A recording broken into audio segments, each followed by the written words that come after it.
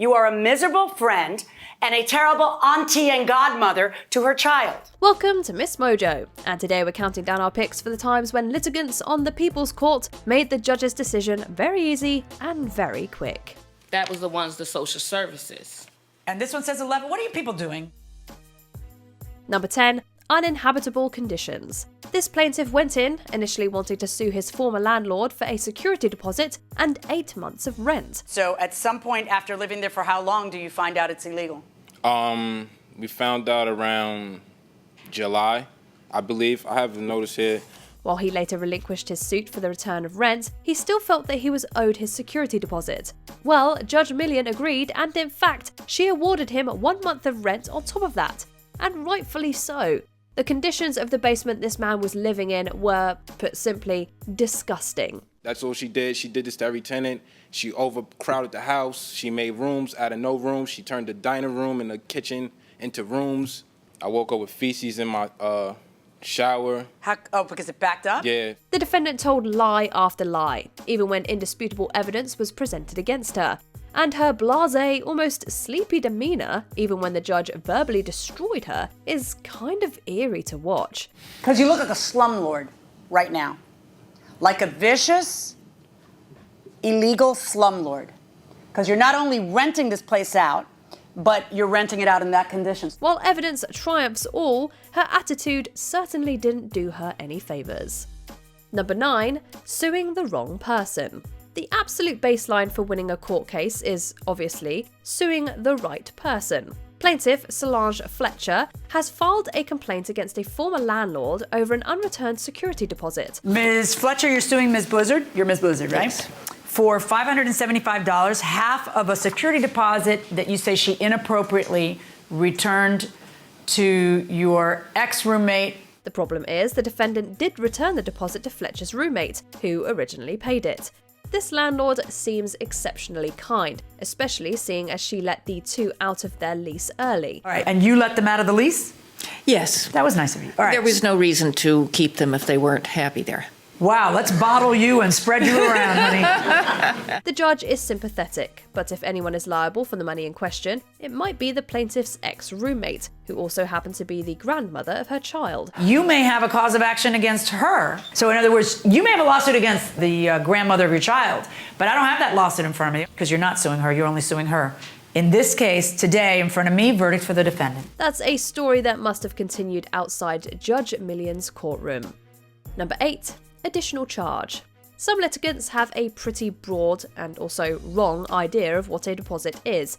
The plaintiff initially got in contact with the defendant, a contractor, with plans to build an addition on his house. I called him when he was working on my neighbor's house. I told him I have a plan to add the extension, 2 bedrooms, 2 baths, and kitchen. While the first estimate was free, the plaintiff kept moving the goalposts for the project, and this required multiple estimates. So, in order to compensate the contractor for his time, the plaintiff paid him a deposit of $500. I told him at this point, I need to be compensated for my time. I don't mind giving you additional estimates. He said, no problem, I'll give you a check for $500. I did not ask for a specific amount.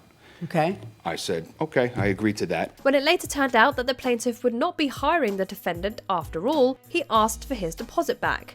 The judge took the opportunity to offer everyone a lesson in the legality of deposits. The idea behind a deposit is that you are compensating the person for something. They're taking themselves off the market by giving you time. They're taking an apartment off the market because you've asked them to. So no, I find that the deposit is not refundable. If a professional charging you for their time is criminal, then we all have a case. Number 7. Making a mountain out of a mole. During a hair-threading session at a salon, the plaintiff alleges the salon employee removed a mole from her face. So she's suing for $5,000. You are suing Pretty Jane for $5,000 that you say she owes you because she accidentally threaded a mole of yours while she was threading your upper lip. It's a dramatic reaction, to say the least. There's some debate over whether it really was a mole or a skin tag, and the judge also points out that the lack of urgency on the plaintiff's part to seek medical help if she really thought she'd sustained a personal injury. Okay, what was the date of this event? April the 28th. What was the date you went to the doctor? I went this past Saturday. You mean right before coming to court? Yes. All this resulted in Judge Milian siding with the defense. In fact, she went so far as to accuse the plaintiff of trying to simply make some money off of the whole incident. This is not a reason for a judge to look at her and say, hand over $5,000, lady. I'm not going to do it. Verdict for the defendant. Number 6, $3 pizza slice. Sometimes people take a little too much stock in the phrase, the customer is always right. Our next pick goes all the way back to Judge Wapner's tenure on the original iteration of the People's Court. You're asking for a refund of some money you paid for a pizza. You claim you didn't get the right kind of pizza? Yes, I am. A man sues a pizza shop for not having the thick pizza slices they advertised. His blank expression and calm, collected demeanour didn't change, not even when the judge awarded him his $3. It's a matter of principle and legality. I felt that I was in the right. I wasn't rude. I'm a very serious person, especially when it comes to legal facts. It seems no one came out of this one a loser. The defendants are suspiciously prepared to give a televised pitch for their pizza restaurant, but maybe it's just a case of grabbing opportunities when they're in front of you. When this man ordered his pizza, that chicken was cut specifically for him, for that one slice. It was made, it was given to him, and it was fresh, and it was beautiful. They even brought a box of one of their contentious pizzas as evidence. Number 5, deposit drama. Yet another case where the litigants seem shaky on the way deposits work. Half a day after putting down a deposit for a room, the plaintiff's circumstances changed, and she asks for a return. You didn't move in, but did you sign anything? No, I just Did you signed hand over a deposit? Deposit, yes. How much of a deposit did you hand over? $700. Okay, what was the purpose of handing over the deposit? You told him I'll take it? I told him that I want him to hold it, and so I could decide if I could afford. Your story is very different than that. The problem is that deposits are typically non-refundable, unless otherwise stated, and the plaintiff didn't ask any questions about it. Though she had a story we can sympathise with about how her boss couldn't come through with more hours, the law is the law. You think the default position is, hey, it doesn't say non-refundable, but that's not the default position. The default position is that it's non-refundable. If you want it to be refundable, you sure as heck better have that on the receipt. It was such an obvious outcome that the defendant barely had to defend himself. Judge Milian once again delivers a life lesson about renting, deposits, and sticking to your commitments. You hand over a deposit, you better be sure.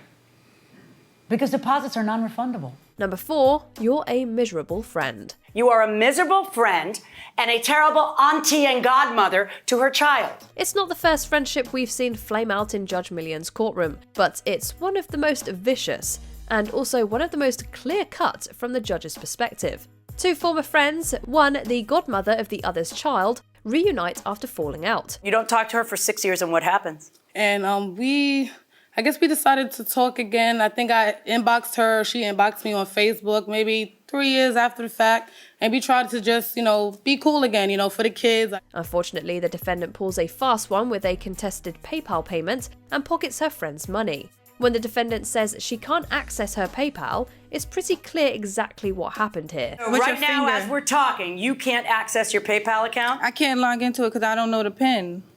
Yeah, I tried to get a new PIN, but it was just a whole bunch. And you got sued, and you haven't bothered to get a new PIN so that we can access your account and figure out what on earth is going on? Judge Milian is ruthless in this case and asks the defendant to try logging into her account all the same. When the account is successfully accessed, the defendant's guilt is indisputable. Oh, look at that. July 3rd, canceled. Nicole Carter. How did that happen? I never canceled it. PayPal must have canceled it.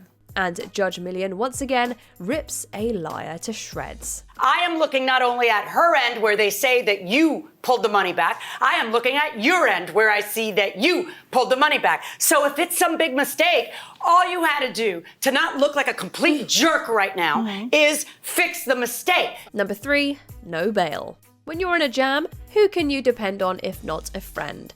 The plaintiff, Siobhan Wilson, gave the defendant Cameo Crepe her bank card and PIN to bail her out of jail. The defendant and the neighbor came up and they was like, what's going on? So I told my neighbor to take my bank card, my baby, and my car keys, go to the bank and get $700 and come down and bail me out. Once the bail money was released, Miss Crepes kept it, asking the judge, who does anything for free? Well, that's not how it works. And it doesn't belong to you, it belongs to her. Yes, not all of it. Because Why not all of it? who does anything for free. I had to bail her out. I had to drive with no license. And on top of it, she was telling the court that I was going to steal her money before she even got it. While the defendant did do the plaintiff a favour, no prior agreement for payment was ever decided on. The defendant's greed and personal feelings got involved, and none of what she said is even close to being a legitimate legal defence. It made things awfully clear to the judge. You know why she was calling you a thief? Because you are. Yeah. Exactly. Verdict for the plaintiff, $700. The defendant not only admitted to what she did, she went so far as to gloat about it too. Number 2, a model litigant. The plaintiff in this case insisted a few small cuts she sustained during a nail salon visit was damaging enough to her modelling career that she was entitled to nearly $10,000. For $9,932 that you want paid to you because they injured you during a manicure. Yes. The faces in the crowd said it all. It became pretty clear that though it was the plaintiff's mother who was driving the ship, and her constant attempts to coach her daughter's answers didn't sit well with the judge. If you coach your daughter once more, I'm going to remove you from the room. You just told her to say yes. You are going to have to exercise self-control, or I'm going to remove you if you coach her one more time. Do we understand each other? Without any concrete evidence, the model and her mother were quickly schooled in the law, though the judge did award them the price of the manicure in damages for the cuts. But this is nonsense. There's no proof of that kind of damages, and I'm not going to award it to them. But I'm going to tell you to return the $32, because if you cut her, she should get her money back. The mum's smug behaviour is a clear-cut example of what not to do if you're trying to get a judge to award you a ridiculous amount of money. Before we continue, be sure to subscribe to our channel and ring the bell to get notified about our latest videos. You have the option to be notified for occasional videos or all of them. If you're on your phone, make sure you go into your settings and switch on notifications. Number 1. Get out of my courtroom. After causing a car accident in which both cars sustained significant damage, the defendant was caught in several contradictions. Did the police give her the ticket for running? Because what you're saying is she ran a red light. She did run the red light. Okay, who got the tickets? I got a citation because I didn't have insurance. Did you get a citation for not yielding the right-of-way? Yes, I did. How can you get the citation for not yielding the right-of-way if she is the one who didn't yield the right-of-way? It didn't help her case that the plaintiff was one of the most well-prepared litigants in the show's history. It was hard to see how she would have stood a chance from the beginning. But when she started tripping over herself and spewing outrageous allegations, it was over. I'm asking you, why didn't she want police? She looked very much either she was drunk or she was on something else. Why didn't they give her a citation? I have no idea. The police just have it in for you? I don't even know. It also helped that the police report backed up the plaintiff's story. While Judge Milian is not as quick to throw out a case as some other TV judges, this one riled her up enough that she made her decision fairly quickly, though not before throwing the defendant out of the courtroom for committing perjury. Get out of my courtroom. Get out. Just get out. I didn't even know No. The second-hand embarrassment is so real. Which of these litigants had you wanting to bring the gavel down? Render a judgment in the comments. If you and your husband have too many accidents to do this kind of deal, don't! Verdict for the defendant. Do you agree with our picks? Check out this other recent clip from MsMojo. And be sure to subscribe and ring the bell to be notified about our latest videos.